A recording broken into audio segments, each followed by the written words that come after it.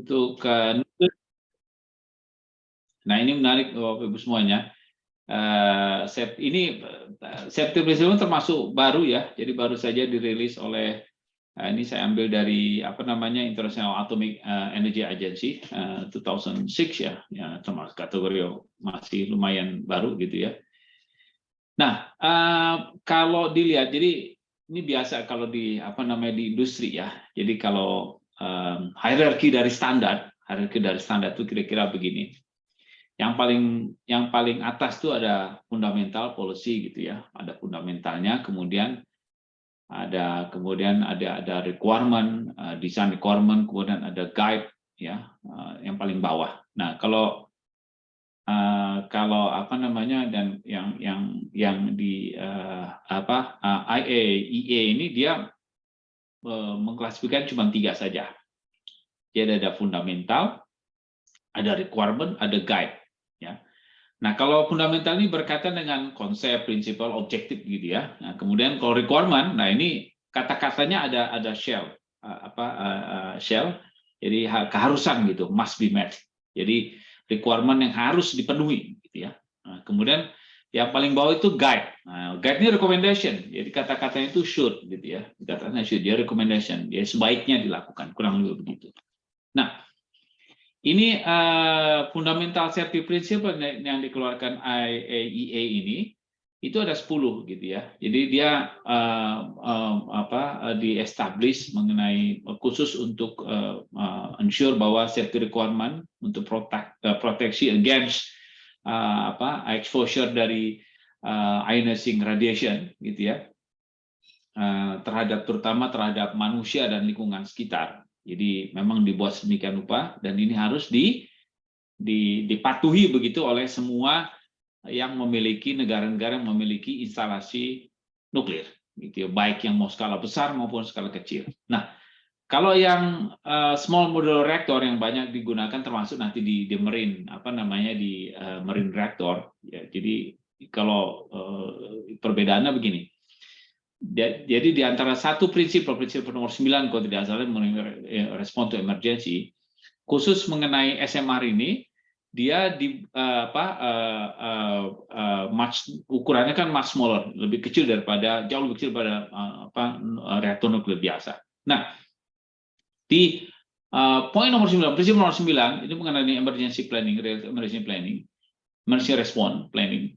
Itu ada namanya emergency planning zone. Nah, emergency planning zone kalau yang untuk skala SMR ini jauh lebih kecil daripada reaktor yang normal begitu ya. Ya karena kalau biasa kalau reaktor yang nuklir yang biasa itu dia ada dua EPZ zone ini, emergency planning zone itu ada 2. Jadi ada yang kecil tuh skala 10 meter radius, kemudian yang kedua ada yang 50 mile radius. Yang 10 miles radius ini dia untuk menghindari atau mengurangi daripada dosis potensial exposure radioaktif material terhadap plant. Ya. Sementara kalau yang 50 mile radius ini dia lebih besar lagi. Jadi dia untuk menghindari potensial injection dari radiasi nuklir itu terhadap makanan ya. Yang bisa mengakibatkan efek fatality untuk manusia. Jadi ada 2 zone, ada 10 mile, ada 10 mile radius. Nah, kalau yang SMR dia lebih kecil zonnya. Nah, kemudian ini prinsipalnya yang paling atas tadi. Jadi prinsipal pertama itu responsibility untuk safety. Nah, prime responsibility untuk safety ini itu jatuh kepada harus dilakukan oleh organisasi yang mengoperasikan si fasilitas tersebut gitu ya. Yang bahwa di situ ada risk untuk radiasi sehingga respons untuk safety-nya itu dijatuh kepada siapa yang memiliki dan mengoperasikan dari si nuclear plant tersebut. Nah, prinsip yang kedua rule dari government. Nah, ini penting. Jadi efektif legal dan government framework untuk safety itu mesti ada gitu. Nah, termasuk independent regulatory body. Jadi harus ada independent regulatory body yang mengatur mengimplementasikan dari legal dan framework dari government mengenai safety di instalasi nuklir. Nah ini mesti ada gitu. Nah, ini saya nggak tahu Indonesia kita punya Batan kan ya. Nah kemudian prinsip ketiga itu leadership dan management for safety. Ya, jadi prinsip ketiga, jadi effective leadership, jadi bagaimana untuk memanage secara safety secara baik begitu ya, dan efektif itu mesti dilakukan dengan leadership yang baik begitu ya, sehingga risiko dari radiasi atau kebocoran radiasi dari fasilitas tersebut bisa dihindari. Kalaupun terjadi, misalkan antisipasinya juga sudah dibuat sedemikian rupa sehingga bisa mengurangi dari potensial eskalasi dari insiden.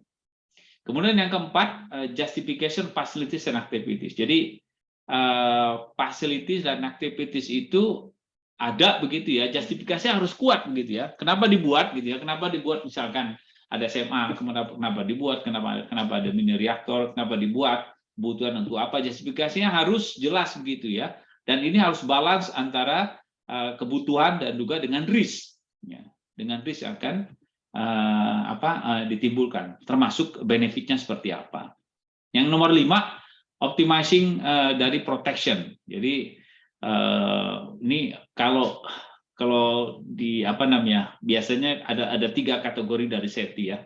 Yang pertama itu aerospace, ya, aerospace safety, dan termasuk juga dengan aviation itu tinggi gitu ya. Kemudian yang kedua nuclear facility ya. Ini juga sangat kompleks gitu. Kemudian yang ketiga baru industri yang lain seperti oil and gas, petrochemical dan sebagainya. Ini highest untuk nuclear facility ini dia punya safety level yang sangat tinggi begitu ya.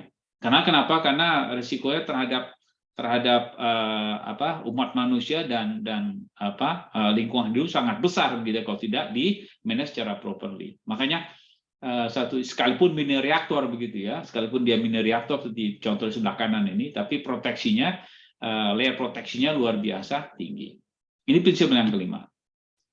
Nah, gimana prinsip yang keenam? Prinsip yang keenam itu dia limitation of risk to individuals. Jadi makanya kalau ada instalasi nuklir baik yang small scale, itu risk assessment-nya harus robust begitu ya. Apalagi dia measure for controlling radiation risk itu harus harus ensure bahwa tidak ada nanti individual yang bisa celaka begitu ya. Jadi proteksi terhadap manusianya harus kuat sekali, harus bagus baik untuk karyawan yang mengoperasikan plant maupun masyarakat di sekitarnya. Jadi kalaupun ada kebocoran, ini harus bagaimana untuk proteksinya. Prinsip nomor 7 itu protection, operation, and future generation. Jadi kembali ke people dan environment. Jadi karena kalau nuklir ini kan dia jangka waktu yang lama kan ya, jangka waktu yang lama. Dia bisa menghasilkan power yang dalam jangka waktu yang lama, sehingga potensial efeknya pun dalam jangka waktu lama ya. Jadi dia mesti benar-benar risknya itu radiation risknya mesti diprotek sedemikian rupa sehingga people environment itu bisa terprotek, tidak ada harm untuk kemungkinan untuk mereka. Prinsip nomor 8, prevention of accident. Jadi left hand side-nya ini ya. Jadi all practical effort disebutkan untuk prevent, mitigate nuclear radiation incident. Jadi dari left hand side-nya mulai dari design integrity ya untuk sistem penyimpanan bahan radioaktifnya, kemudian untuk water pond-nya, kemudian untuk shielding-nya dan sebagainya. Itu mesti termasuk untuk safety valve desainnya, kemudian water circulation, cooling sistemnya. Jadi benar-benar dia harus desain sedemikian rupa sehingga mencegah terjadinya kemungkinan kebocoran. Yang nomor 9, emergency preparedness. Nah ini yang saya sebutkan tadi bahwa ini sangat penting ketika terjadi kebocoran ataupun radiasi, kemudian radioaktifnya bocor ke lingkungan dan sebagainya, maka emergency preparedness dan respon ini mesti sangat bagus sekali sehingga dia di-arrange sedemikian rupa untuk mengurangi terjadinya potensial eskalasi dari radiasi insiden. Ya. Kemudian yang terakhir, protective action to reduce existing and unregulated radiation risk. Jadi protective action itu reduce maksudnya kalau ada unregulated radiation risk ini masih di-justify dan optimize. Jadi kalau ada yang belum dibuat regulasinya, begitu, ini harus ada improvement untuk ke depannya, untuk mengurangi potensial kemungkinan risiko dari radiasi. Nah, ini contoh saja khusus untuk requirement. Kalau tadi kan kita bicara prinsipal ya, di bawah prinsipal ada requirement, kemudian ada guide. Nah, untuk requirement sendiri dia ada dibagi beberapa macam lagi. Ada yang spesifik untuk country, ada spesifik untuk instalasi, dan dia punya beberapa item yang mesti divalidasi begitu ya. Assurance-nya juga mesti diikuti, termasuk diantaranya safety of research reactor, safety of nuclear fuel cycle facilities, kemudian ada disposal juga harus termasuk untuk safe transport dari radioaktif material. Nah, ini contoh untuk defense strategi dari nuklir reaktor ya. Jadi kalau dilihat nih ada beberapa barrier sini. Ada first barrier ini yang reaktornya, second barrier ini di boundary-nya di sini untuk normal operation ya. Kemudian ada third barrier, containment dari building ya. Kemudian ada level 4 for bearing management untuk severe condition kalau ada loss of containment dan sebagainya. Dan level 5-nya emergency rock response. Kalau ada dia kebocoran sampai keluar, bagaimana untuk memitigasi supaya tidak ada potensi eskalasi terhadap lingkungan dan masyarakat sekitarnya. Untuk level 5 dari defense dari safety defense dari reaktor nuklir. Pak Edi, Bapak Ibu semuanya, mudah-mudahan bisa bermanfaat buat kita hari ini menjadi pengantar diskusi pada hari ini. Terima kasih. Assalamualaikum warahmatullahi wabarakatuh. Waalaikumsalam warahmatullahi wabarakatuh. Terima kasih Pak Heldiansyah atas penyampaian subtimumnya. Kita lanjutkan dengan acara pokok kita yang akan disampaikan oleh Pak Sudi Haryanto. Waktu kami persilakan Pak. Terima kasih.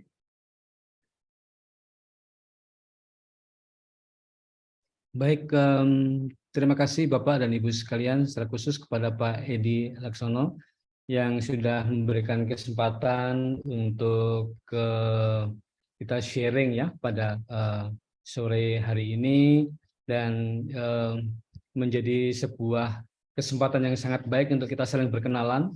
Teknik fisika, teknik nuklir itu sebenarnya tidak terlalu jauh ya. Kita ya mau diskusi pada kesempatan kali ini. Tadi menyimak apa yang disampaikan Pak Heldiansyah. Tadi memang ada zona.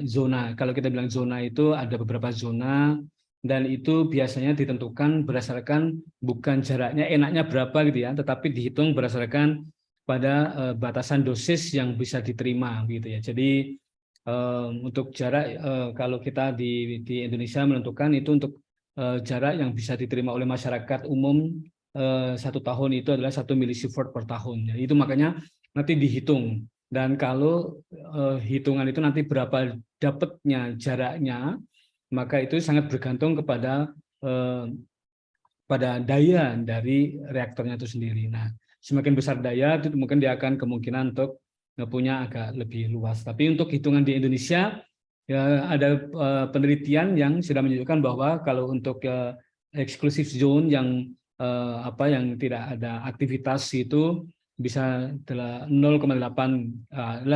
meter lah gitu ya, atau bisa dibulatkan sekitar 1 kilometer gitu ya. Jadi satu lagi tadi Pak Heldiansyah mengatakan untuk pengawasan itu bukan di Batan, tapi pengawasan ada di Badan Pengawas Tenaga Nuklir gitu. Jadi Batan itu yang untuk badan pelaksananya, untuk melakukan riset dan untuk pemanfaatan, tetapi yang mengawasi Badan Pengawas Tenaga Nuklir. Jadi ini sedikit sharing apa yang tadi disampaikan oleh Pak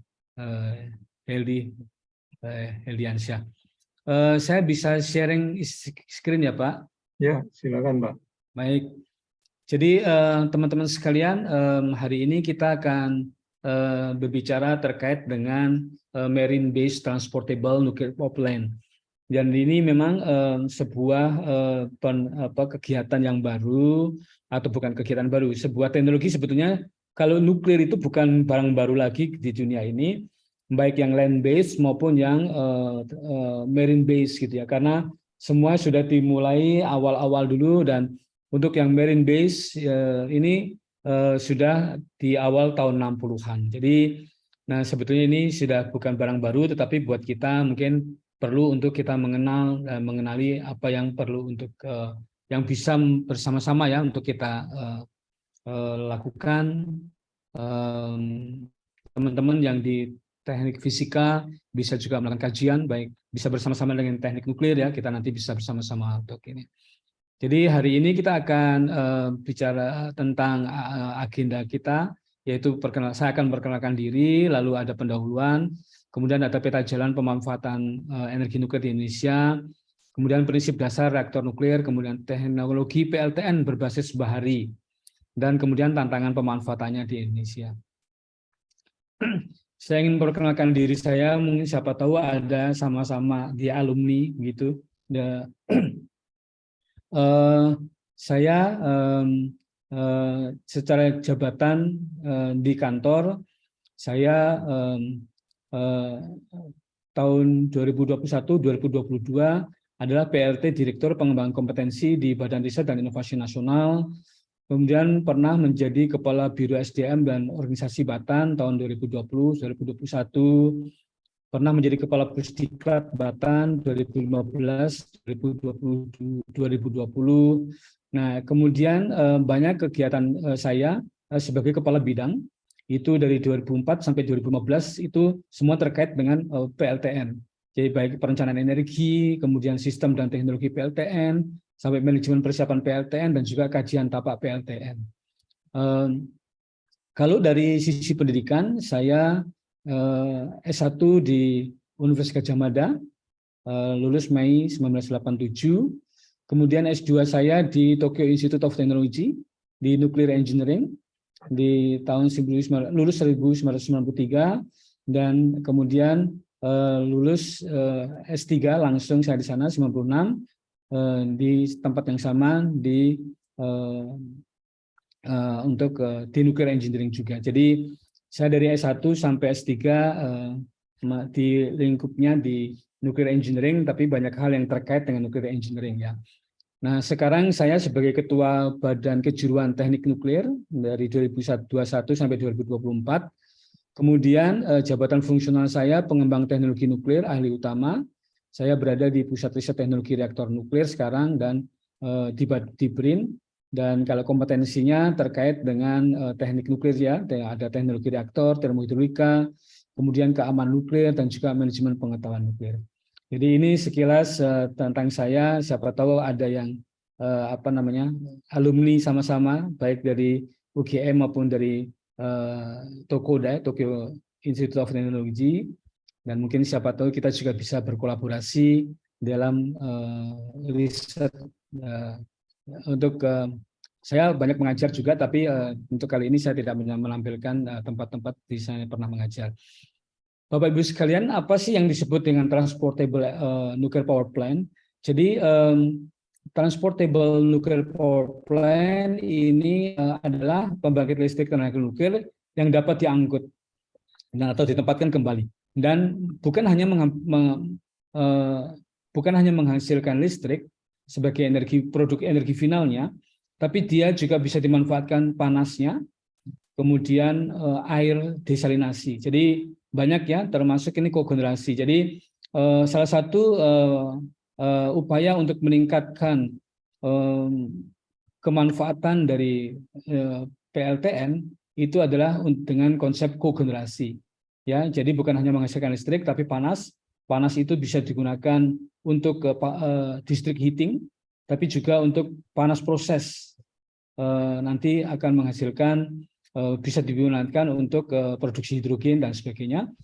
Dan kemudian desalinasi ini untuk menghasilkan air dari air laut ya, jadi menjadi air tawar. Dalam transportable nuclear power plant ini mencakup reaktor nuklirnya, kemudian balance of plant-nya, dan juga fasilitas penyimpan bahan bakar jika diperlukan. Jadi ada beberapa varian gitu dari transportable nuclear power plant. Kemudian TNPP ini secara fisik dapat diangkut. Tetapi yang disebut transportable nuclear power plant bukan dia menghasilkan listrik pada saat dipindahkan pada saat di dalam transportasi, bukan untuk menyediakan dia sendiri gitu ya. Dan seperti misalnya kalau mobil hybrid gitu, ada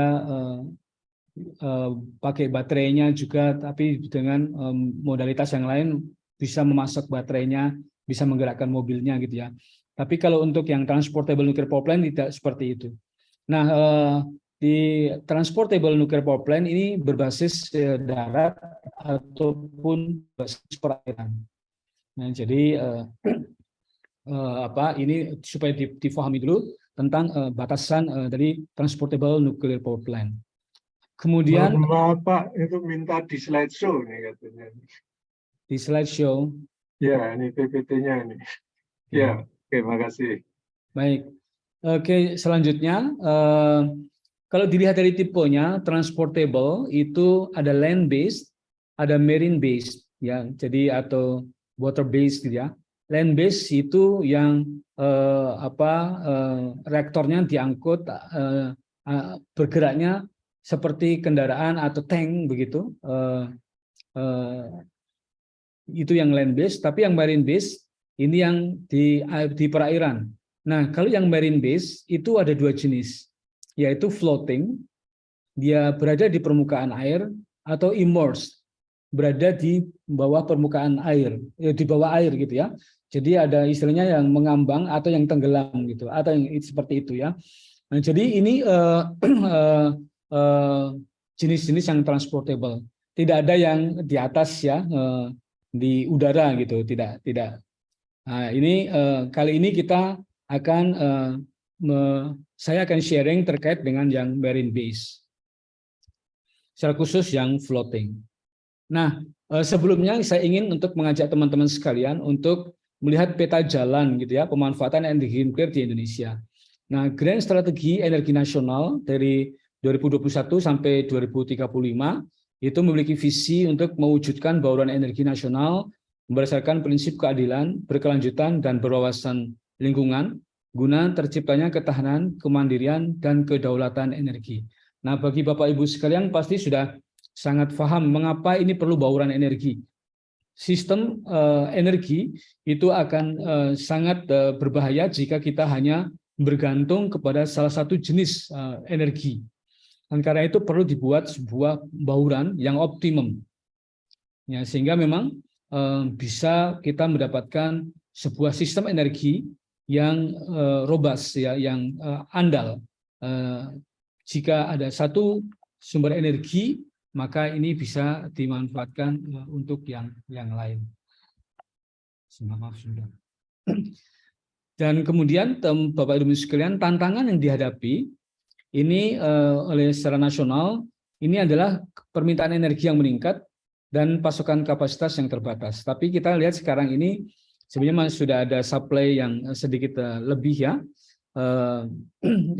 Ini karena peningkatan demand ini karena produksi minyak mentah yang turun, import yang naik gitu ya. Kemudian pemanfaatan energi baru dan terbarukan yang masih rendah. Kemudian ada LPG yang masih diimpor, ekspor batu bara itu tidak lancar keluar, tidak dibuka kerannya seluas-luasnya untuk keluar, dan ke infrastruktur gas dan listrik belum terintegrasi. Jadi kalau yang kita punya sekarang sistem integrasi jaringan listrik itu baru di Jamali ya, Jawa, Madura, Bali. Nah, nanti diharapkan juga Jawa, Sumatera, Madura, Bali gitu ya. Sehingga memang itu untuk membuat pasokan itu bisa terdistribusi secara lebih baik. Jika misalnya di suatu tempat pembangkit itu masih dia berlebih, dia bisa dipindahkan listriknya ke arah yang lebih sedikit, yang masih kekurangan gitu ya. Dan itu bisa seperti itu. Nah, program strategisnya ini adalah ada berbagai macam, dan kalau untuk nuklir itu ada di bagian nomor 13, yaitu untuk smart off-grid dan PLTN sesuai kebutuhan serta pembentukan Nuclear Energy Program Implementing Organization. Nah, jadi ini adalah salah satu yang diharapkan. Sebetulnya saya ketika bekerja sebagai ditunjuk sebagai kepala bidang dari tahun 2004 itu sudah terus menyiapkan gitu ya PLTN, tapi sampai sekarang belum terwujud gitu ya. Sampai waktu sudah menjelang pensiun pun belum terwujud gitu ya, Bapak Ibu sekalian, untuk PLTN.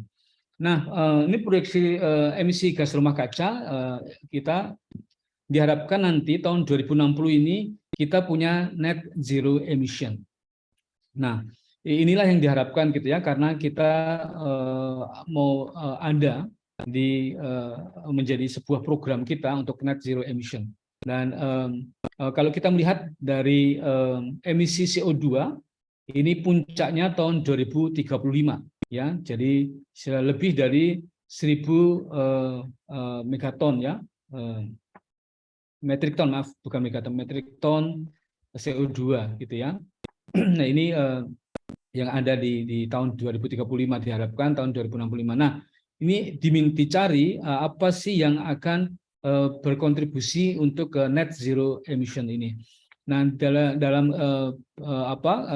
skenario-nya dari atau hitungan dari Dewan Energi Nasional, ini transportasi masih menjadi penyumbang terbesar di dalam emisi gas rumah kaca. Kemudian residensial masih ada, kemudian di industri ini menjadi minus atau kecil, diharapkan tidak lagi mengemisi gas rumah kaca.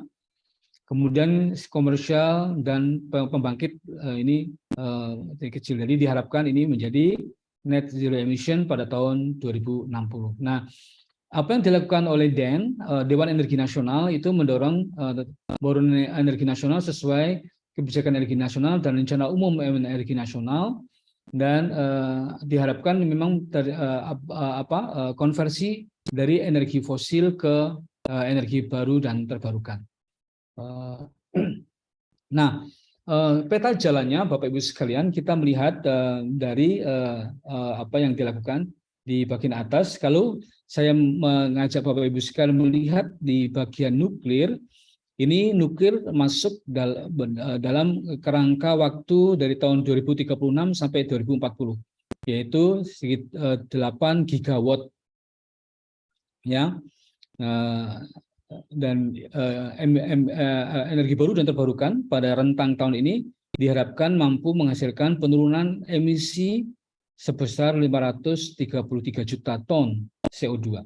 Nah, kemudian untuk rentang waktu 2041 sampai 2050, ini PLTN diharapkan ada 21 gigawatt dan total energi baru dan terbarukan yang sekitar 53% dari pangsa energi keseluruhan.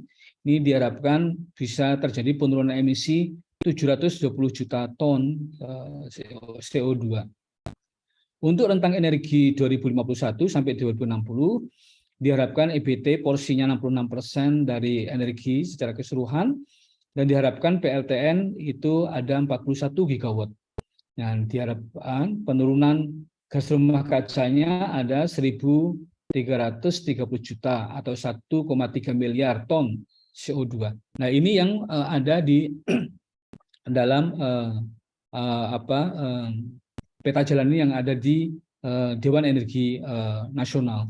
Nah, ini memang yang di dalam kertas ini memang ada seperti ini, tetapi ketika tidak dilanjuti dengan action plan, maka ini ya petanya menjadi peta tapi tidak akan pernah dilewati begitu ya, karena tidak ada action plan untuk menapaki peta tersebut. Dan ini yang menjadi apa yang concern kita bersama-sama.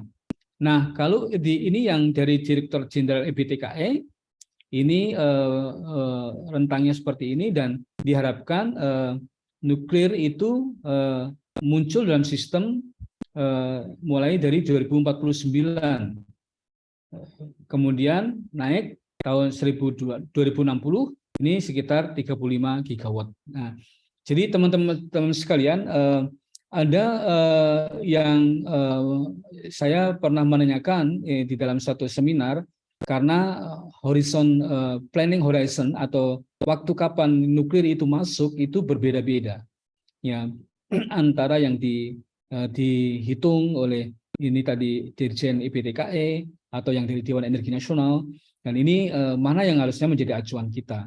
Nah, tetapi ya ini mengapa itu bisa muncul? Ya memang karena ini merupakan parameter-parameter atau asumsi-asumsi dan yang digunakan ini mungkin berbeda-beda sehingga memunculkan waktu yang berbeda-beda. Oke, Bapak Ibu sekalian. Nah, saya rasa teman-teman dari teknik fisika itu sudah sangat mengenal ya prinsip dasar dari reaktor nuklir itu adalah adanya pemecahan inti atom bahan bakar yang besar, uranium gitu misalnya, dia terkena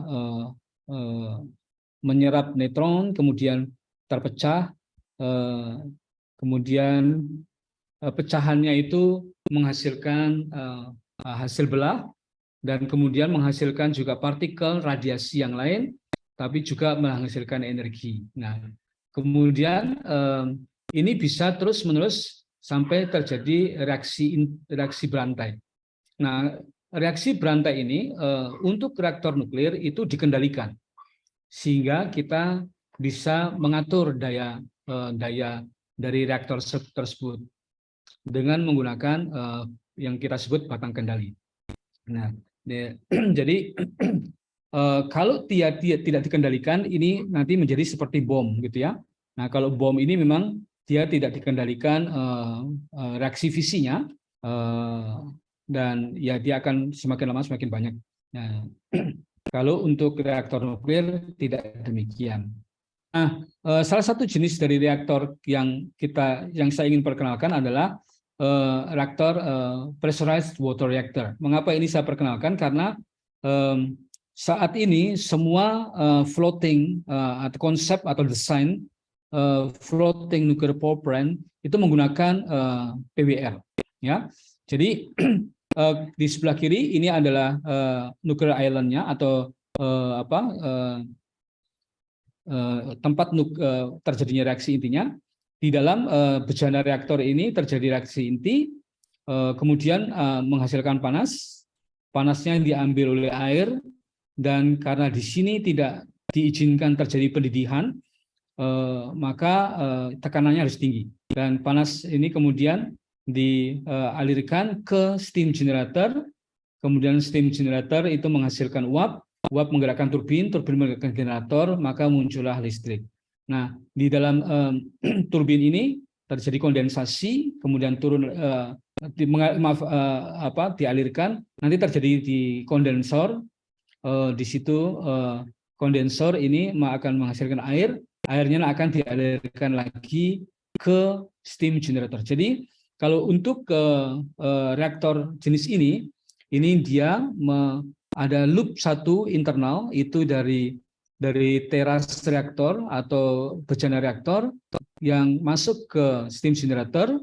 Loop yang kedua itu ada dari steam generator sampai ke kondenser. Dan ini masing-masing terpisah, tidak menyambung, tidak ada sambungan ya. Jadi ini satu loop yang berbeda. Nah, ini yang salah satu jenis dari reaktor yang memang ini menjadi mengapa saya perkenalkan, karena ini nanti akan menjadi bagian teknologi floating sementara ini semua menggunakan PWR. Nah, teman-teman sekalian, tipe dasar dari marine based nuclear power plant ini yang saya jelaskan ada beberapa. Ini berbasis kapal. Jadi reaktornya ini berada di kapal, itu dibawa oleh kapal. Contohnya ini untuk KLT-40 yang dari Rusia. Kemudian ada yang dok apung. Dok apung ini biasanya untuk offshore. Offshore ini bisa digunakan untuk memasok listrik untuk misalnya rig yang sedang mencari minyak di dia lepas pantai gitu ya, menggunakan seperti ini. Tapi juga dia terendam seperti ini. Ini konsepnya Flex Blue dari Perancis. Ini reaktornya itu langsung di bawah gitu ya, masih terendam di air gitu. Nah, jadi ini konsep dasarnya. Dan sekarang ini yang paling banyak digunakan adalah yang berbasis di kapal. Oke, nah teman-teman sekalian, untuk floating ini pertama kali tahun 60-an di Angkatan Darat ya, mulainya dari Angkatan Darat ini diharapkan waktu itu untuk menyediakan listrik ke lokasi terpencil.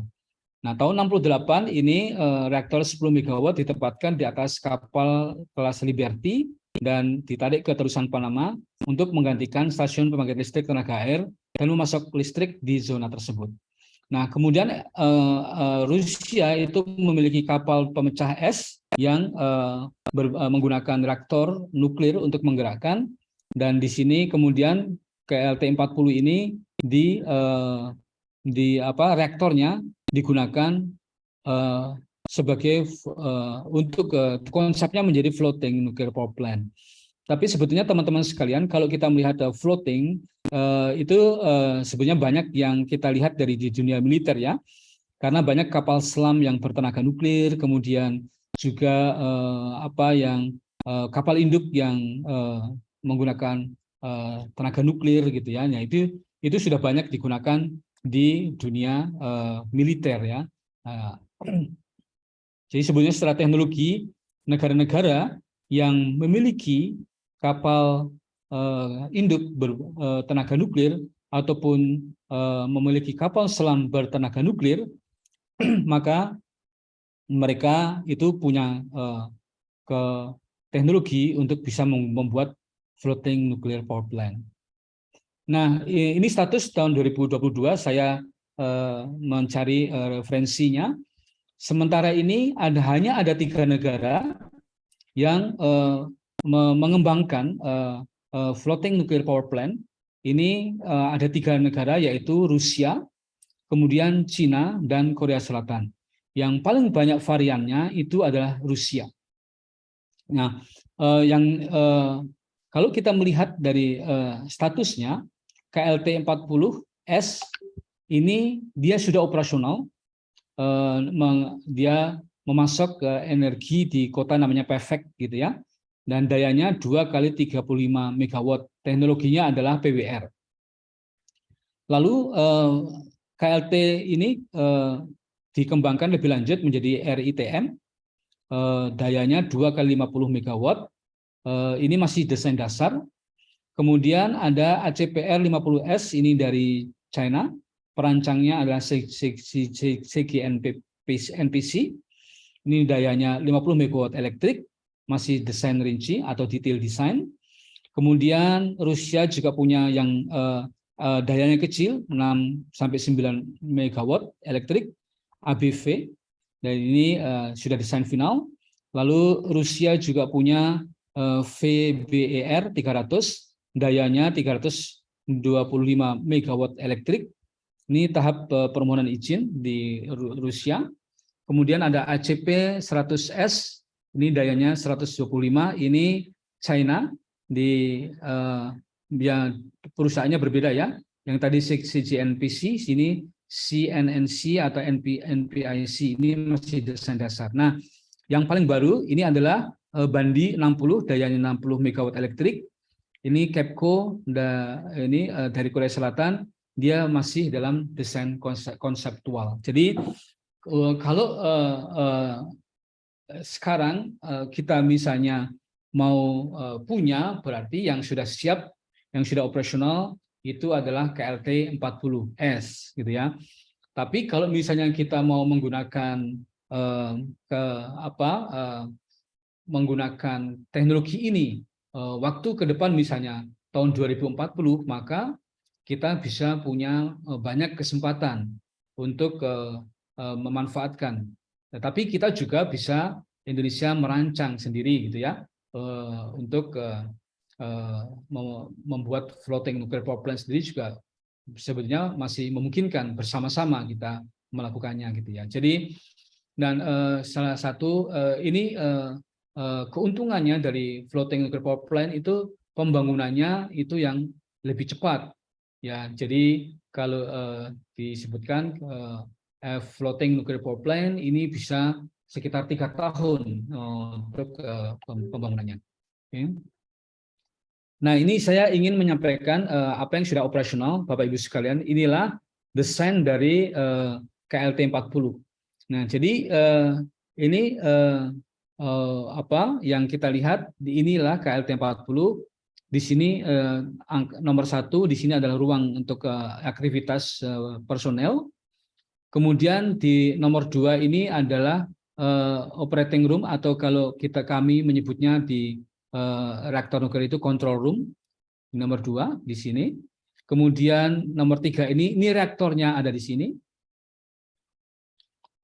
Dan di apa 4 dan 5 ini kan turbo generation ya, turbin menggunakan steam turbin. Kemudian di sini ada untuk reaktornya, maaf untuk power generation area. Jadi di sini di generatornya ada di sini. Nah, di nomor 6 ini ada tempat untuk menyimpan spent fuel atau bahan bakar yang sudah tidak dipakai di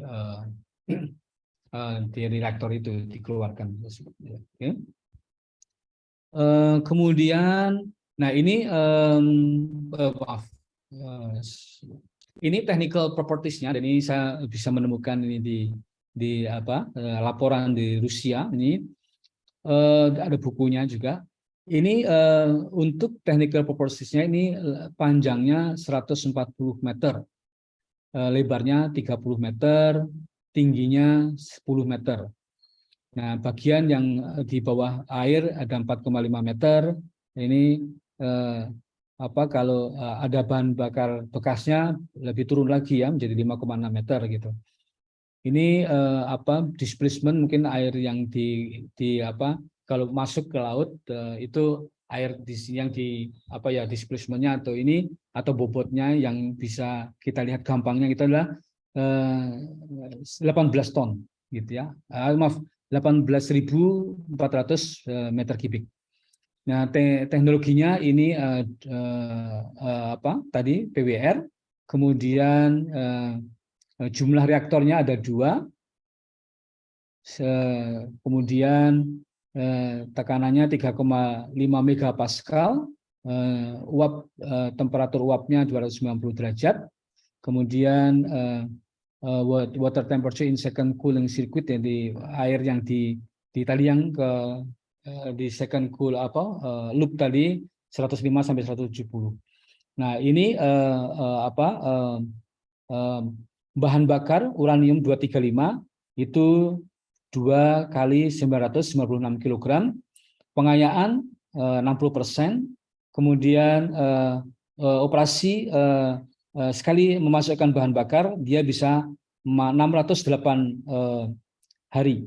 Jadi kalau kita punya PLTU batu bara itu diganti mungkin sekitar setiap kali bahan bakar masuk itu 20 hari siklusnya. Tapi kalau ini sudah masuk bahan bakar 608 hari lagi baru dimasukkan lagi bahan bakar, ganti bahan bakarnya. Jadi kalau kita 1 tahun 325 berarti ini sudah hampir 2 tahun ya bahan bakar itu ada. Kemudian operational hours-nya itu per tahun 7.200 gitu ya. Dan ini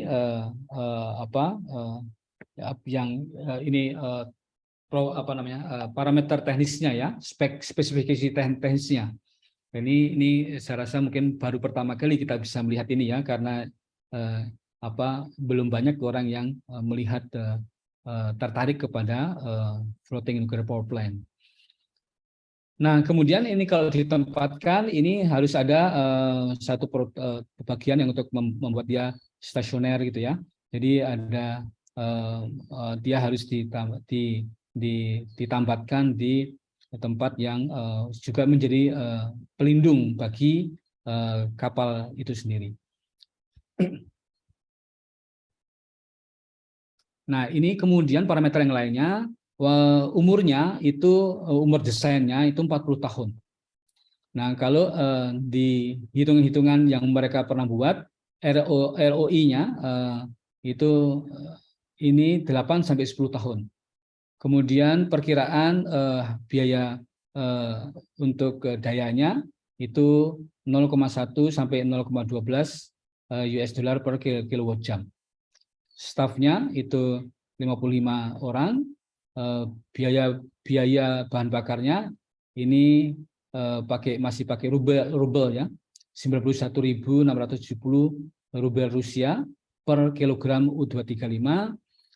Biaya penggantian untuk ada di situ.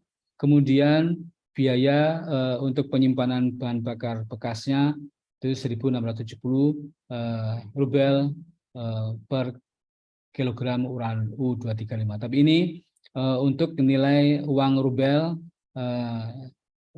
disetarakan dengan US dollar tahun 1991 ya, fixnya. Nah, untuk prospeknya, Bapak Ibu sekalian, prospeknya di Indonesia ini kalau kita melihat kita sesuai untuk Indonesia yang berupa negara kepulauan. Nah, jadi yang banyak sekali pulau-pulau itu yang bisa dijangkau, gitu ya. Kemudian dapat membangkit listrik, tapi juga bisa menghasilkan kogenerasi di daerah terpencil untuk menghasilkan air bersih atau untuk ke industri yang lain. Kemudian bisa menyediakan pasokan cadangan daerah yang mengalami gangguan.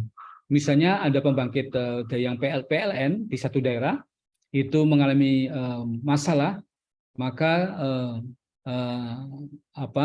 PLTN Apung ini bisa merapat ke tempat itu dan bisa memasok listrik ya, sehingga daerah tersebut tidak mengalami gangguan dalam waktu yang terlalu lama. Kemudian dapat dikembangkan dengan industri kapal nasional. Kita punya PT PAL yang sudah memproduksi kapal, berbagai macam jenis kapal, dan sebetulnya kalau kita melihat teknologinya yang sudah mapan, baik teknologi kapal maupun teknologi nuklirnya, ini bisa disinergikan untuk menghasilkan karya Indonesia ya untuk mencukupi kebutuhan nasional kita.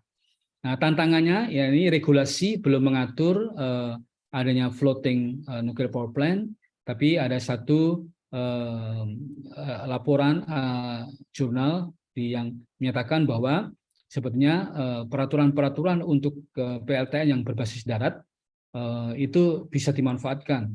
Artinya hanya menggeser dari satu yang tadinya di darat ke laut, tapi radiusnya itu masih hitungannya tetap sama saja. Kemudian yang berikutnya tantangannya ada keamanan nuklir. Nah, kalau ini saya membaginya menjadi beberapa ya, serangan di udara ini misalnya drone, ataupun mungkin tembakan dari misalnya negara lain misalnya yang lewat udara misalnya gitu. Serangan pada permukaan laut ini bisa ada bajak laut, ada torpedo, dan juga bisa jadi ada serangan bawah permukaan. Ini torpedo dari kapal selam misalnya gitu ya. Nah, jadi ini perlu untuk dicermati terkait dengan keamanan nuklirnya. Nanti kalau kita melihat terkait dengan floating nuclear power plant, ini dari SWOT-nya yang dilakukan oleh di satu jurnal, ini kekuatannya ini security by design. Ya, jadi kita bisa sejak dari awal kita merancang desainnya sudah memenuhi aspek keamanan. Kemudian ada 360 derajat protection strategy. Ini jadi kalau dari semuanya bisa kelihatan dari arah mana saja. Nah, ini bisa ada dilengkapi dengan heavy weaponry untuk pengamanan. Ada passive safety design, harus punya sudah ada cyber security program. Ini keamanannya sudah terintegrasi dengan kapalnya, bisa dengan adanya radar yang dilengkapi dengan sistem identifikasi, dan juga ada submarine netting, ya, jadi ada jaring-jaring yang digunakan untuk mencegah ini dari serangan dari kapal selam gitu. Kemudian weakness-nya ini mudah diserang pada saat transport, pada saat bergerak, ya. Kemudian juga kapal itu bisa tenggelam karena ada explosion atau tabrakan dengan kapal yang lain.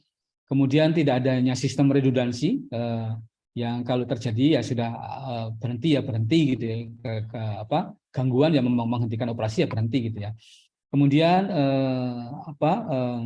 kelemahannya juga untuk memindahkan ke satu tempat yang lain butuh waktu, dan kadang-kadang respons untuk terjadi sesuatu di tempat lain kan masih ada time lag-nya, ya. Nah, opportunities-nya ini ada tadi yang saya sampaikan, ada counter drones defense, perlu redundancy aktif, ada teknologi-teknologi yang bisa digunakan untuk yang sudah ada menjadi kesempatan buat kita, ada well trained people gitu ya, on armed force itu, kemudian ada layers untuk deteksi dan security zone, remote monitoring teknologi sudah ada, kemudian ada long range acoustic device, long range laser or sonic weapons, ocular atau yang bisa dilihat, kemudian ada exclusion zone.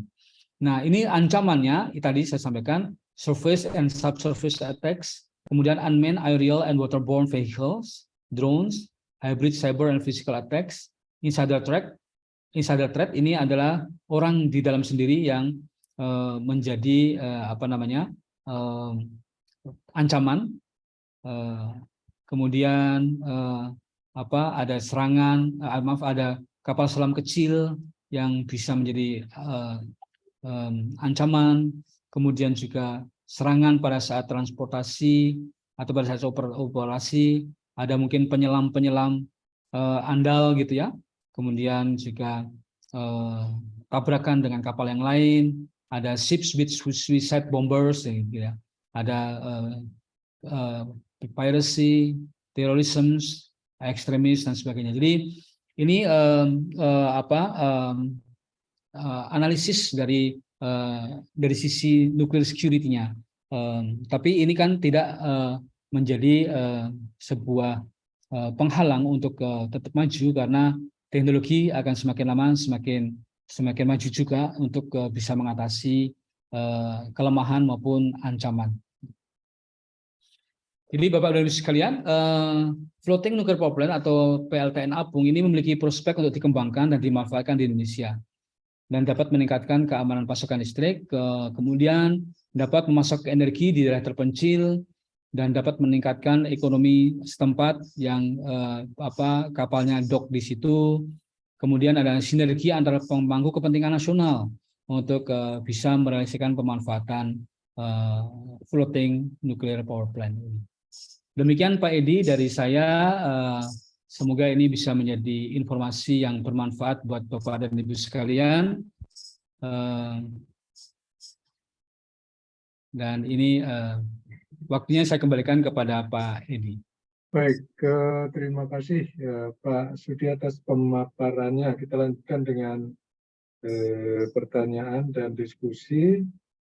Silakan yang akan bertanya bisa menuliskan di chat box ya. Saya bacakan pertanyaan-pertanyaan yang sudah muncul. Yang pertama dari Pak Agung. Izin tanya Pak, mengikuti paparan tadi bahwa Bapak sudah menyiapkan teknologi nuklir sudah cukup lama. Yang pertama, kendalanya di mana?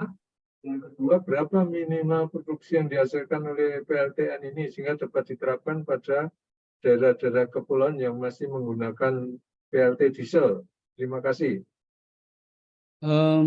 Bapak, jadi begini, kalau kita permasalahan ini kalau secara umum ya permasalahan untuk pembangkitan listrik tenaga nuklir yang komersial itu ranahnya bukan di ranah waktu itu Batan atau sekarang BRIN gitu ya, karena memang ini apa namanya Pak,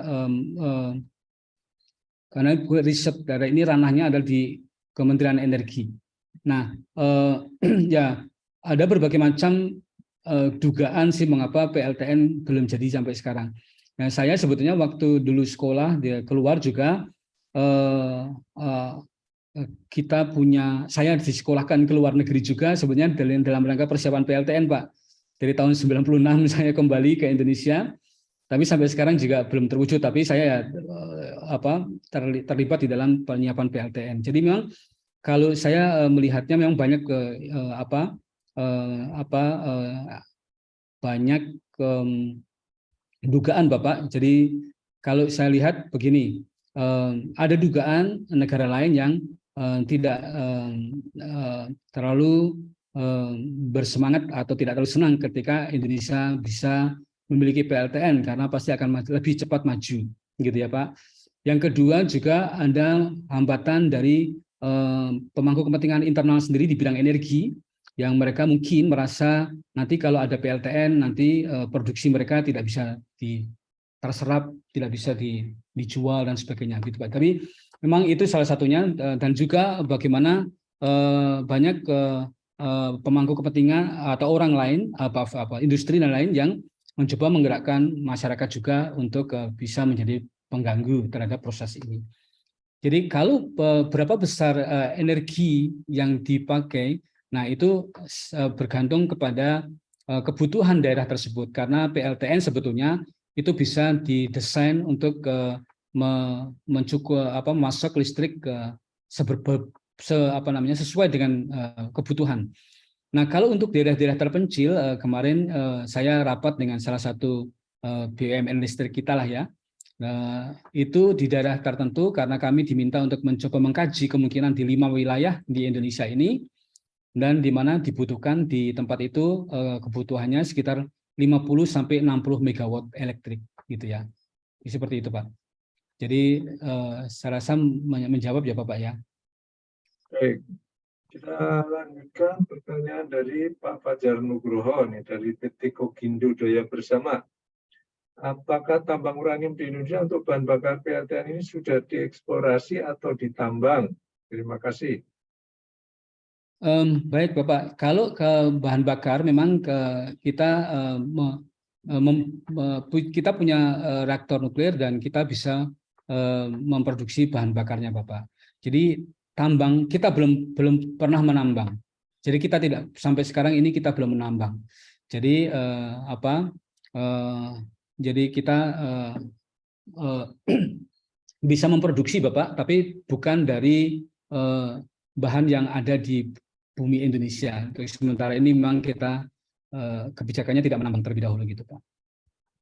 Baik, berikutnya dari Pak Bayu Gangga. Untuk pengaplikasian di dalam negeri, berapa persen kadar TKD yang sudah bisa kita buat? Sejauh apa support pemerintah dalam mewujudkan teknologinya agar bermanfaat untuk rakyat? Ya, jadi kalau TKDN, Bapak, tentu saja kita bisa punya sangat bergantung kepada industri kita. Karena tadi disampaikan juga oleh Pak Heldian, sebetulnya kalau untuk nuclear grid itu masih jauh lebih tinggi dibandingkan dengan industrial grid gitu ya. Nah, apakah industri kita sudah cukup? Apakah industri logam kita sudah cukup mampu untuk memasak logam-logam yang dibutuhkan untuk pembangkit listrik gitu ya? Tetapi yang saya sangat yakin kalau untuk pembangunan, untuk sisi pembangunan fisiknya, strukturnya, itu Indonesia sangat mampu. Nah, nanti memang perlu diberikan pemahaman terkait dengan teknologi nuklirnya sehingga memang nanti bisa dimanfaatkan atau pada saat desain betul-betul menggunakan yang baik, Pak. Nah, jadi sebenarnya kita belum bisa lihat, tapi memang kita berharap untuk terus ya, Pak. Tapi kalau kita skenario-nya bisa jadi yang pertama misalnya kita punya satu teknologi itu dari luar kan, berarti 100% dari luar ya Pak, turnkey misalnya, dengan turnkey gitu ya. Jadi kita hanya mengoperasikan saja. Tentu saja kita akan TKDN kita akan kecil, Tapi dengan berjalannya waktu itu kita akan bisa meningkatkan TKDN kita, gitu Pak. Jadi, nah, bagaimana dengan peran pemerintah? Peran pemerintah peran pemerintah bisa jadi pemerintah kan bagian mengeluarkan regulasi gitu ya. Nah, regulasinya nanti misalnya kalau PLTN ada di Indonesia, dibangun di Indonesia, ya dia harus misalnya TKDN berapa persen yang mungkin gitu ya.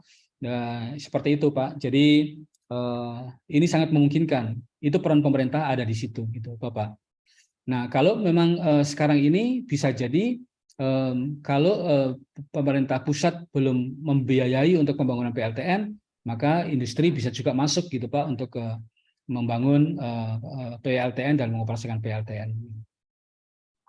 Baik, berikutnya dari Pak Sudibyo. Dari FNPP yang sudah pernah ada, satu, berapa durasi start time hingga siap untuk sinkron dengan tenaga listrik, dan berapa shutdown time-nya. Yang kedua, berapa minimum uptime dan minimum downtime-nya. Aduh, kalau seperti itu datanya saya belum menemukan ya Pak. Tapi yang jelas bahwa kalau floating nuclear power plant tadi seperti KLT 40S itu dia bisa operasi selama 608 hari tanpa review, setelah review lagi, satu kali memasukkan dia bisa seperti itu. Nah, jadi kalau kita sangat bergantung tadi yang data yang kita lihat tadi ada untuk pengoperasian 1 tahun itu ada di kisaran 7.200 tadi ya Pak, 7.200 jam. Nah, jadi itu yang dia biasa dipakai untuk penghitungan dalam waktu 1 tahunnya, seperti itu siklusnya. Seperti itu Pak. Baik. Berikutnya dari Pak Adi. Ada 2 pertanyaan. Yang pertama, RDE karya anak bangsa apa bisa digunakan untuk FNPP? 2, SMR generasi 4 apa juga bisa digunakan FNPP?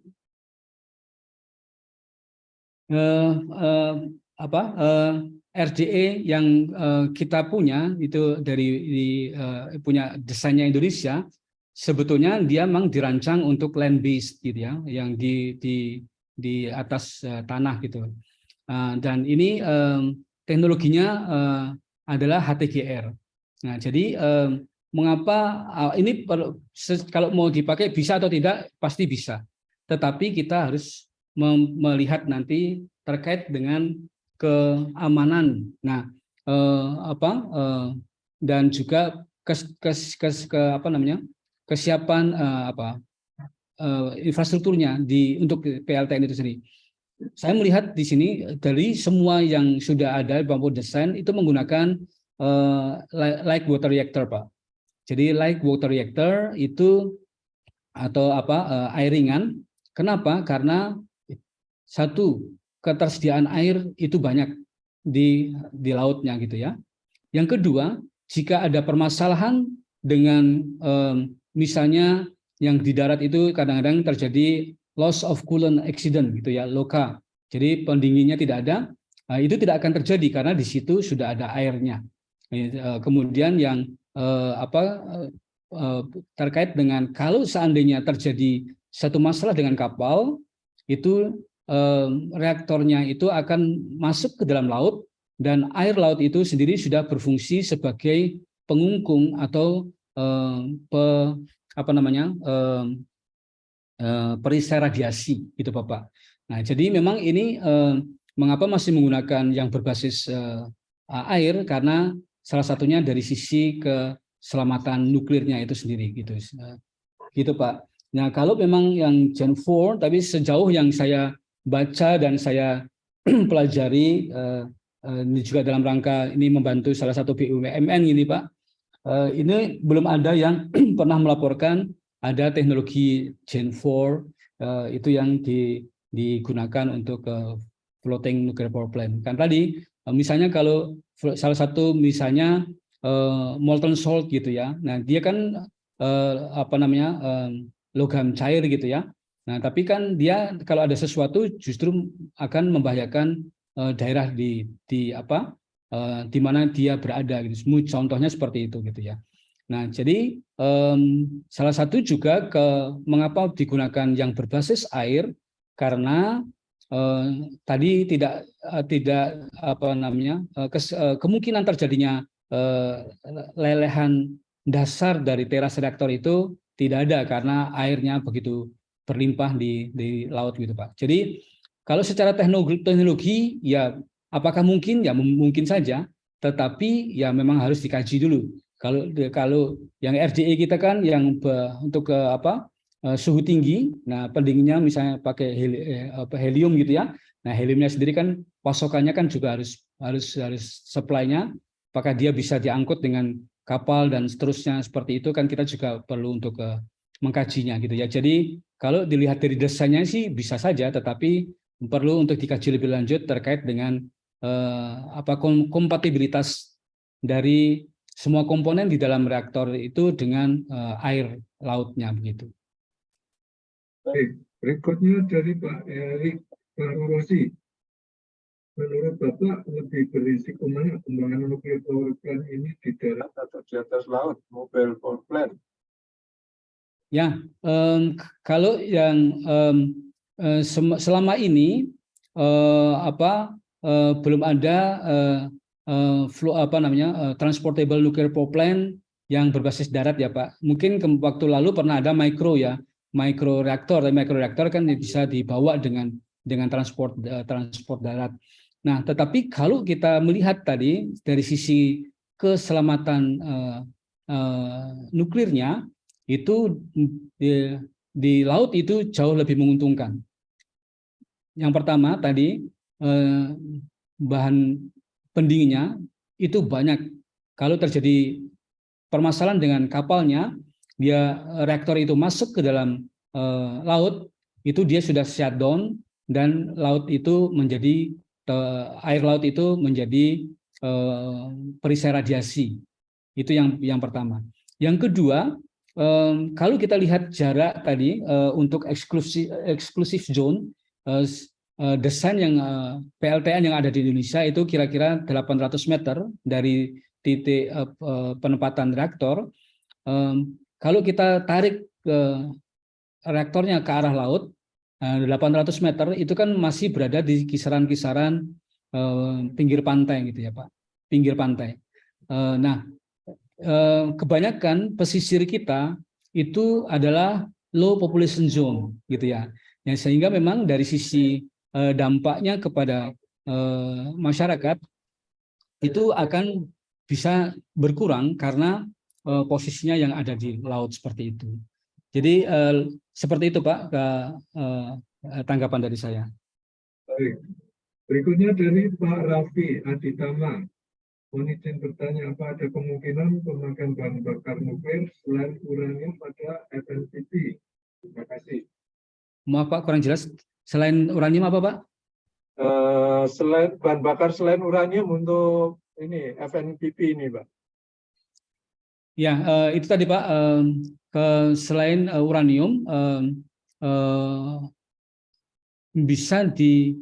harus diteliti terlebih dahulu Pak. Jadi apakah bisa nanti menjadi MOX ya? MOX itu mix gitu ya antara uranium dan thorium Bapak.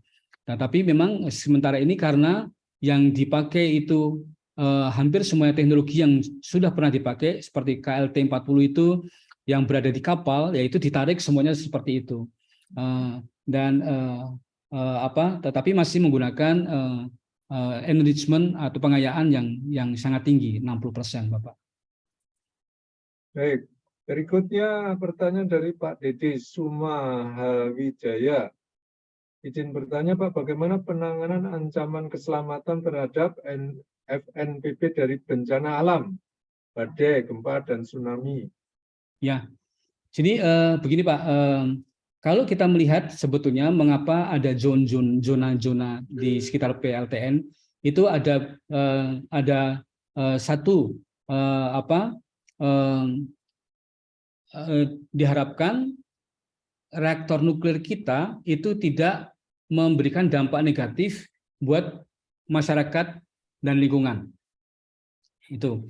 Yang berikutnya, sebaliknya diharapkan aktivitas manusia di sekitar reaktor itu tidak mengganggu operasional dari reaktor, sebagai ancaman-ancaman dan sebagainya. Nah, jadi kalau yang dilakukan itu kita punya 19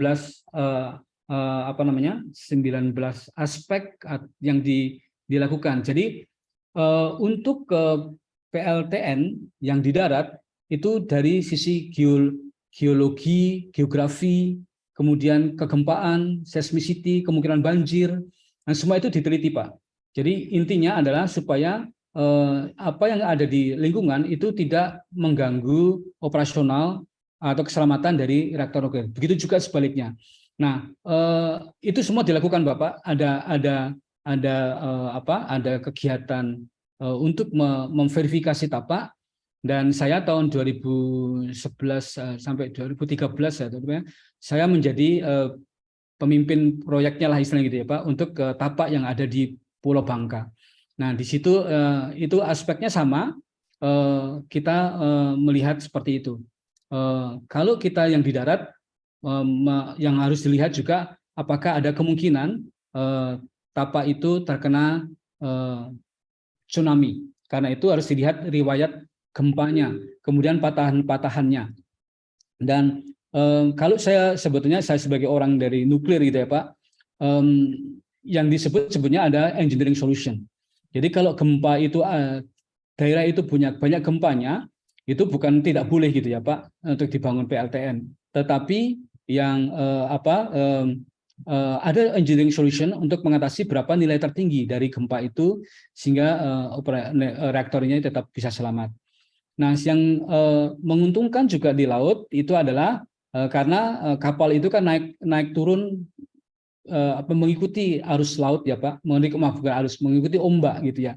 Jadi dia tidak seperti yang di darat. Di darat kan tidak bisa gempa, kalau ada gempa gitu kan dia tidak bisa mengikuti naik turunnya gitu. Tapi kalau di laut dia bisa mengikuti naik turunnya. Tapi menurut saya kalau di laut itu harus dilihat tadi kemungkinan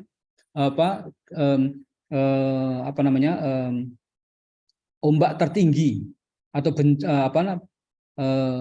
kemungkinan serangan dari udara ya, curah hujan yang paling tinggi dan sebagainya, itu semuanya bisa dihitung karena di darat pun dihitung juga untuk seperti itu, untuk yang di darat ya, PLTN yang di darat. Jadi sistem keselamatannya semua ada panduannya secara internasional, tadi Badan Tenaga Atom Internasional. Dan kalau saya melihat tadi sudah sampaikan Pak Heldi, sebetulnya untuk standar keselamatan yang tertinggi yang diawasi juga secara internasional itu adalah industri nuklir dan industri penerbangan. Nah, mungkin juga yang di RIC itu ada untuk itu mungkin juga, tetapi kalau saya melihat itu yang ada pengawasnya secara internasional untuk kedua industri tersebut. Begitu Pak. Baik, berikutnya pertanyaan dari Pak Fahrizal nih. Apakah ada kemungkinan kita bakal menambang sendiri untuk bahan baku nuklir itu sendiri, Pak? Ya, kalau di kemungkinan ya mungkin ya Pak, tapi ini adalah ranahnya dari Kementerian Energi gitu ya Pak. Jadi kita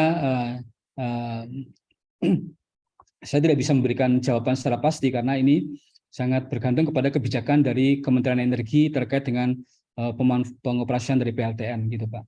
Nah, tapi kalau kita sudah punya juga di Kalimantan Barat itu salah satu tempat yang menjadi tempat pembelajaran kita untuk menambang uranium, ada di Kalimantan Barat di Kalan gitu Pak. Baik. Berikutnya dari Pak Dede Sumahawidaya lagi nih.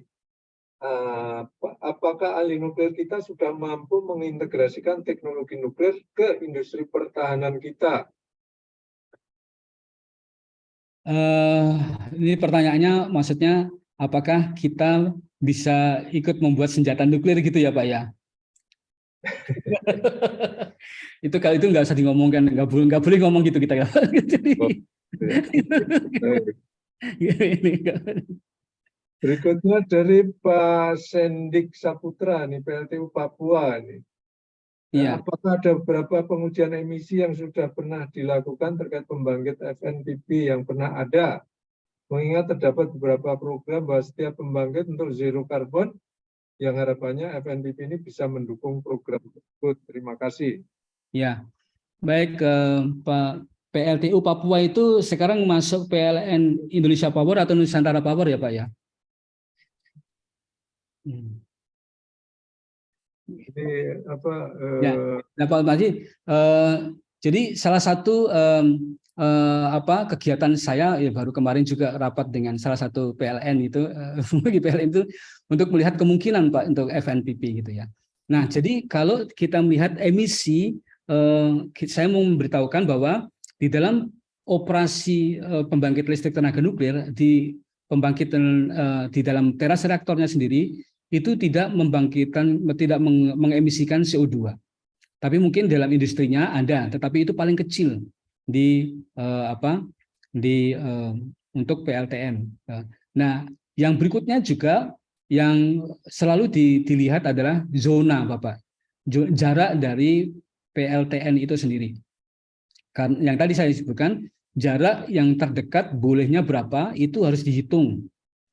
Nah, dihitung kira-kira nanti pada bagian dari terluar itu misalnya 1 milisievert atau satu ukuran tertentu untuk masyarakat itu harus terpenuhi. Di batas itu harus seperti itu. Maka ketemunya berapa jaraknya, berapa meter. Nah, tapi kalau di tempat kita itu hitungannya antara 800 meter sampai 1 kilometer gitu Pak ya. Nah, itu menghitung, ada hitungannya sendiri, harus dihitung. Nggak bisa kita enaknya berapa itu nggak bisa, itu harus dihitung. Nah, tetapi ini pasti semua PLTN yang beroperasi di Indonesia, di dunia itu ada namanya pengamatan radiasi lingkungan. Nah, pengamatan radiasi lingkungan ini yang menunjukkan apakah terjadi gangguan di dalam reaktor nuklir itu sendiri. Ya, jadi itu di tempat tertentu, bahkan di negara yang saya pernah lihat di Korea dan sebagainya, itu di tempat-tempat tertentu itu masyarakat bisa melihat berapa dosis radiasi di tempat-tempat tertentu gitu. Bahkan ada yang bisa lihat secara daring di internet gitu. Jadi itu untuk memberikan keyakinan kepada masyarakat bahwa operasi dari PLTN itu adalah aman. Begitu Bapak. Baik. Berikutnya ini tadi komentar ini menjawab tadi ya. PLTU Papua tadi masuk PLN Indonesia Power. Oh baik. Ya, jadi kemarin saya rapatnya sama sepupunya ya Pak.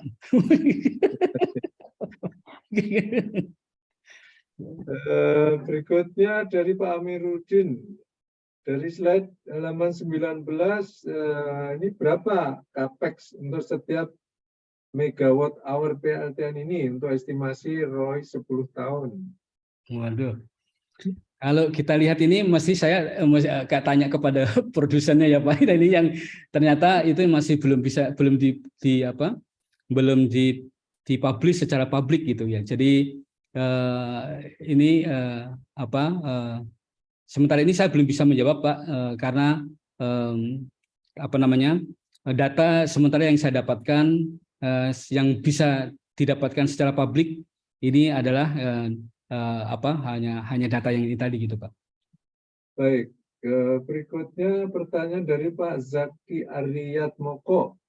Apakah jenis transportable nuklir ini bisa dibuat dengan skala kecil agar bisa diaplikasikan pada kendaraan darat atau rumah? Ya, ini sangat-sangat futuristik ya Pak ya. Saya rasa ke depan saya tidak berpikir bahwa ada kendaraan bermotor yang menggunakan pembangkit listrik tenaga nuklir gitu ya Pak. Ini saya rasa tidak gitu. Tetapi untuk teknologi baterainya, maksudnya yang PLTN ya Pak, PLTN bergerak, PLTN kecil ditaruh di mobil, PLTN kecil ditaruh di bis itu, saya rasa itu tidak akan diizinkan untuk ada seperti itu. ya, mengingat potensi risikonya. Tetapi bahwa di dalam ada baterai yang memanfaatkan lepasan atau dari radiasi itu masih memungkinkan gitu Pak. Dari sisi baterai ya, baterai berbasis nuklir itu masih memungkinkan, tapi bukan PLTN gitu Pak. Walaupun baterai bisa menghasilkan listrik juga, Pak. Bisa Pak. Iya, iya. Tapi Baik. dari basisnya adalah reaksi nuklir juga Pak gitu. Ya makanya yang biasa digunakan misalnya untuk wahana angkasa luar Pak. Jadi NASA itu menggunakan baterai nuklir untuk jika satelitnya itu sampai ke wilayah terjauh yang tidak bisa mendapatkan matahari. Jadi kalau bisa pakai matahari biasanya pakai solar cell. Tapi kalau sudah mataharinya tidak cukup kuat untuk bisa menggerakkan listrik, maka mereka menggunakan baterai nuklir. Gitu, Pak. Ya. Baik. Berikutnya dari Pak Ayat Hidayatullah, ini dari LAN, Railway System. Apakah benar di Freeport terdapat bahan uranium? Dan apakah sudah ada kajian tentang wilayah-wilayah mana saja yang kemungkinan terdapat uranium? Ya, jadi apakah di Freeport ada bahan uranium? Jadi begini Bapak, karena di daerah di dalam tanah kita itu uranium itu ada di dalam kerak bumi kita. Jadi sekian persen dari bumi kita itu ada uraniumnya. Nah, berapa besar, berapa banyak itu sangat bergantung kepada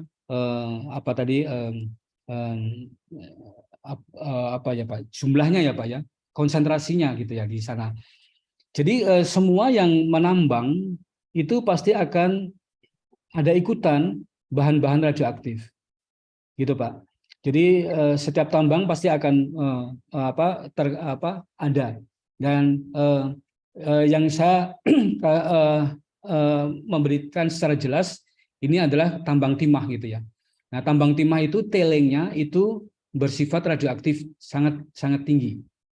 Itu kenapa? Bukan timahnya yang bersifat radioaktif, tapi bahan-bahan tadi ikutan-ikutan yang ketika dikonsentrasikan itu menjadi bersifat radioaktif gitu Pak. Nah, jadi penambangan-penambangan yang lain ketika mengeluarkan tanah dari dalam bumi kita itu pasti akan ada ikutan bahan-bahan radioaktif seperti itu.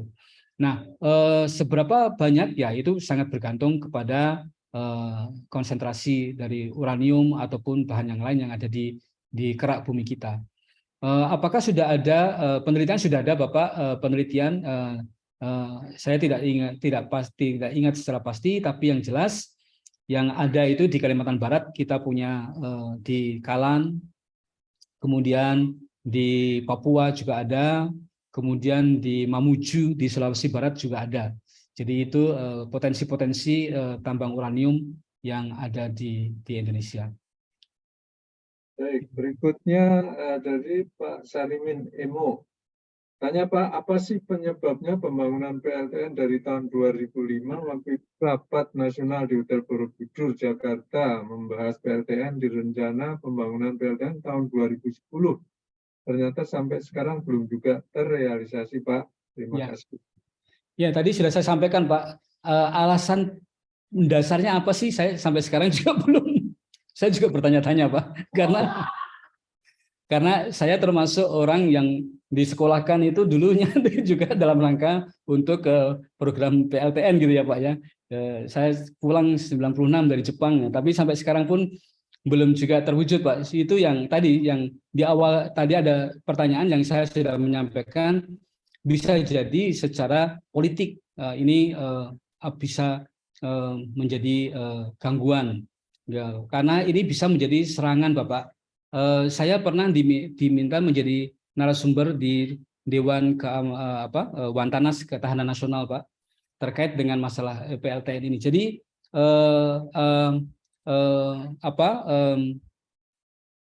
ini apakah ini saya bisa menyampaikan ngomongan gini ya? Bisa jadi siapapun nanti pemerintahnya, kalau dia masuk ke dalam nuklir, ini bisa menjadi bahan untuk serangan dari pihak oposisi. Itu ya Pak, siapapun gitu. Jadi ini karena ini sangat sensitif. Dan bahkan juga ini geopolitik juga bermain Bapak.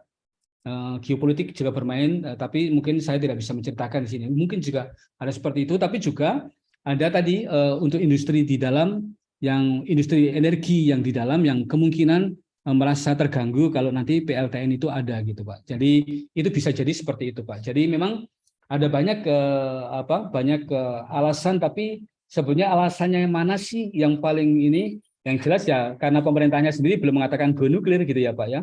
Nah, dan Batan atau sekarang BRIN itu tidak punya kewenangan, tidak punya tidak diberi otoritas untuk sampai pada pembangunan PLTN. Ya, ini ada komentar dari Pak Ayab Hidayatullah nih tadi, masih dijegal mafia batu bara ya Pak? Ya, itu Pak Ayab ya Pak, saya enggak berani ngomong di Oh, sini. iya. Ini berikutnya dari Pak Budi ya. Kira-kira apa justifikasinya sehingga FNPP ini lebih baik dibangun di Indonesia? Ini ketimbang land-based NPP, mengingat safety dan security yang sangat ketat dan ujung-ujungnya mana yang lebih ekonomis? Oke, baik. Sebetulnya kita tidak boleh hanya berpikir dikotomis gitu ya Bapak. Jadi bisa jadi memang kita harus membangun yang land based karena memang itu dibutuhkan gitu. Nah, tapi juga kita bisa mempercepat pasokan daerah-daerah terpencil supaya dia bisa terpenuhi gitu ya sumber listriknya. Jadi sama-sama saja safety dan security-nya itu berlakunya sama saja, baik di darat maupun di laut gitu ya. Tapi cuma tadi kalau di laut mungkin yang pada aspek tertentu yang di permukaan atau di bawah itu yang menjadi pertimbangan. Nah, saya ingin menyampaikan bahwa untuk di dalam keandalan sistem jaringan, sebuah bukan hanya PLTN, sebuah pembangkit itu hanya boleh memiliki kapasitas tertinggi 10% dari kapasitas jaringan secara keseluruhan. Ini untuk menghindari kemungkinan adanya ketidakstabilan dari sistem jaringan listrik tersebut. Nah, jadi kalau di daerah yang jaringan listriknya kapasitasnya sangat kecil, tentu saja kita agak kesulitan untuk membangun membangun yang land base karena infrastrukturnya juga kurang mendukung gitu ya. Nah, kalau dari sisi pembangunannya yang sejauh yang saya baca, kalau untuk yang land base itu bisa lebih dari 5 tahun gitu untuk membangun. Tapi kalau untuk yang floating ini 3 tahun. Begitu Pak. Jadi ini sangat ekonomis gitu dengan dengan membangun yang floating. Tapi memang floating memang karena dia kecil gitu ya untuk daerah-daerah yang tadi membutuhkan yang enggak terlalu besar gitu ya Pak ya. Jadi yang berikutnya juga keuntungannya kita juga punya PT PAL yang sudah menguasai teknologi perkapalan, desainnya dan sebagainya. Nah, jadi ini memungkinkan sekali industri perkapalan di Indonesia itu bisa berkolaborasi dengan desainer dari reaktor ini untuk membuat floating nuclear power plant desain Indonesia sendiri gitu Pak. Jadi seperti itu. Kalau dari sisi keselamatan dan keamanannya semua sama, tapi nanti mitigasinya yang agak berbeda ya.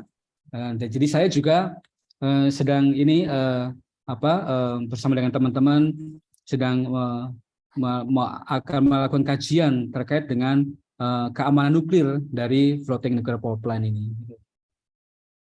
Baik, ini ada informasi tadi terkait tambang di Freeport tadi ya dari Pak Nanang Hermawan. Kajian dan analisis Bapeten pada 2010 menunjukkan konsentrasi uranium di Freeport tidak signifikan. Itu Ya. informasi teman tadi. Ya Pak, terima kasih untuk informasinya. Tapi memang tadi karena di kerak bumi kita tergantung dari konsentrasi di daerah setempat ya Pak. Gitu. Baik, ini yang di chat box sudah habis pertanyaan. Ada yang mau bertanya dengan mic secara langsung? Silakan. Ada?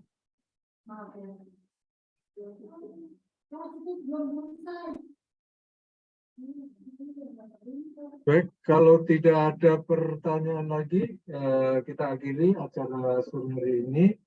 Sekali lagi, saya atas nama Badan Kejuruan Teknik KPI mengucapkan terima kasih kepada Pak Sudi Arianto yang sudah menyampaikan paparannya berbagi di BK Teknik Fisika sore hari ini. Terima kasih Pak Heldiansyah yang juga sudah menyampaikan di momen sore hari ini. Terima kasih kepada Ibu dan Bapak-Bapak sekalian yang sudah bergabung di acara webinar BK Teknik Fisika sore hari ini. Kita lanjutkan acara kita besok sore. Silakan bergabung bagi yang berminat pada jam yang sama. Mohon maaf kalau ada hal yang kurang berkenan. Salam sehat-sehat selalu. Tetap saja, tetap dengan disiplin protokol. Terima kasih Pak Edi. Terima kasih Pak Edi. Terima kasih Pak. Terima kasih Pak. Terima kasih Pak Sudi. Pak Heldi. Terima kasih Pak. Terima kasih Pak Edi, Pak Sudi, terima kasih. Terima kasih sama-sama Bapak. Assalamualaikum warahmatullahi Terima kasih Pak Edi. Waalaikumsalam warahmatullahi wabarakatuh. Waalaikumsalam warahmatullahi wabarakatuh. Waalaikumsalam.